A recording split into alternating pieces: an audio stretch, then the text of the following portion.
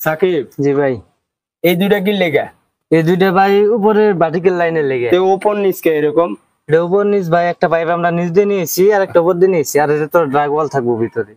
এটা ডাকটেল হইব। জি ভাই। এই পাশে গাঁথনি আছে, এই পাশে গাঁথনি আছে। আর এই পাইপ গুলা কোনোটাই বাইরে দেখা যাবে? জি না ভাই। এইটা আবার দিলা কি লেগা? এটা দিলাম ভাই ভবিষ্যতে যদি কোনো সময় জ্যাম বাজে, আমি এটা খুলবো। এটা খুললে এখান থেকে পাঞ্চ করতে পারবো। ও, এখান থেকে পাঞ্চ করা যাবে। জি ভাই। আর বাকি জায়গায় যে ডোর দিলা না?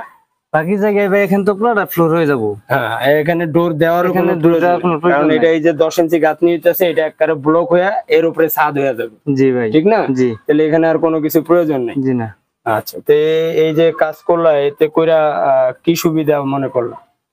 ভাই কাজ করে সুবিধা একটাই, যেহেতু সবকিছু ড্রয়িং অনুযায়ী হইতাছে, বাড়িওয়ালারা ভালো হইলো, আমাদের কাজ করতে সুবিধা হইলো। হ্যাঁ, আর এই নিচের কাজ করতে গেলে কতটুকু কষ্ট করতে হয় এখন বুঝছো?